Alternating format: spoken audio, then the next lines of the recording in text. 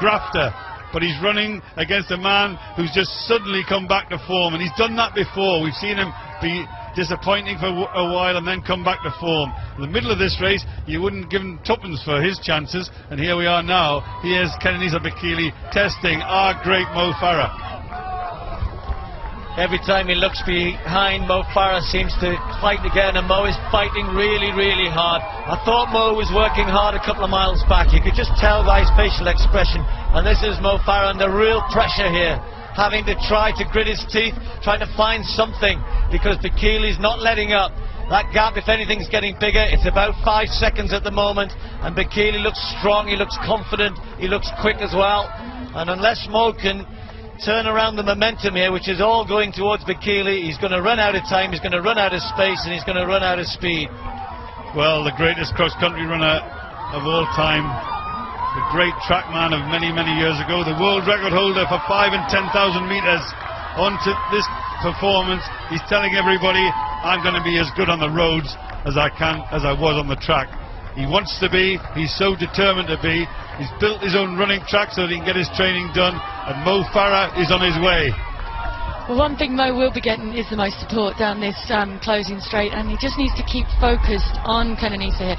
He's given the odd glance over his shoulder, which I don't know is a sign of weakness or a sign of, have you got any more, because I've still got a little bit more left if you have. And we'll see that as we get in. I don't think that gap is closing any. All of a sudden a different cadence from Mo Farah, though. I think Paula was right, but just as she said that, Mo Farah changing gear. Is this over? Is it finished? Kenenisa Bekele doesn't have the pace he used to have anymore, but is there enough room? Is there enough distance for Farah to close this gap? A last effort by Mo Farah. Can he run on the roads like he's run on the track?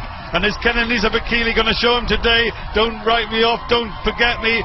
400 metres to go. Kenenisa Bekele leads, but here comes Mo Farah. He's working at it.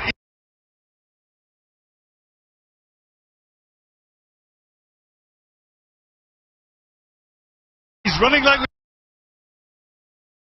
He's made a huge effort to try to get back to the Ethiopian, and the crowd know it. They're cheering him on. They've seen him do it on the track. Is he going to do it on the roads here?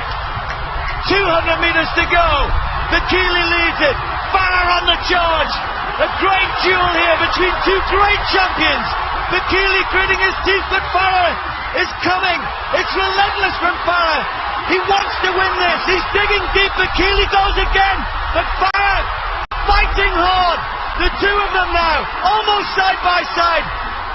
He's got to make one more effort to try and get there, but Bekele's going to hold him off. Kenenisa Bekele, a great race and a great win from a great champion. The Bupa Great North Run goes to Bekele. Mo Farah has to settle for second place in one of the greatest finishes that we've ever seen in this race. Just for a moment, it looked as though he might do it. Just for a little while, it looked as though his track speed might pay off. And the two younger men pulled away in the latter stages from perhaps the greatest of all time, Haile Gebrselassie. And he might not know who won this. Well, now he does.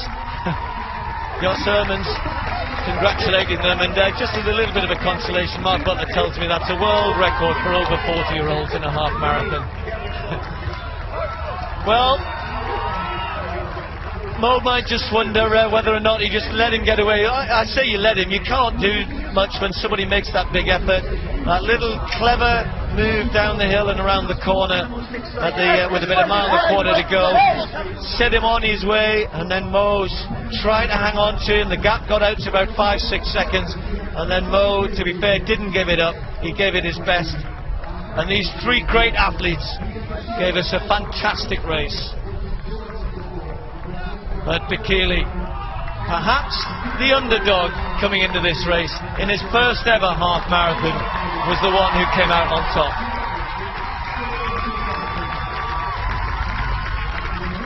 In fourth place, Arata Fujiwara from Japan.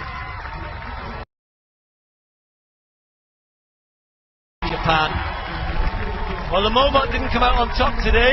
What will that tell him, Paul? It's a bit early for reflections, but, you know, it was hard out there. You could see Mo was working hard 2-3 miles out. Not a super fast time, but I think Mo, he's had a lot hard year.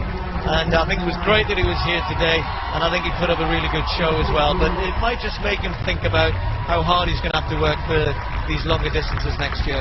Yeah, I think it's going to give him a little bit of fire as he heads into his winter training, because he doesn't like to lose, he doesn't like to get beaten, and you could see that by just how much he threw into it in that closing 400 metres to close that gap. And I think the other thing he learned is that you need to study the course a little bit beforehand, because maybe I don't think he realised how narrow the straight is here, and Kenenisa wasn't being nice either. He was swerving and blocking him a little bit there, and he didn't really have the margin to move wide and to come around on the outside of Bekele, and I think he struggled for that. He needs to learn how to relax and run downhill as well, because I think that race today was won on that downhill section, and Kenenisa just been able to let his body flow and then gain the momentum off that and use it to get a little bit of a gap coming into the seafront.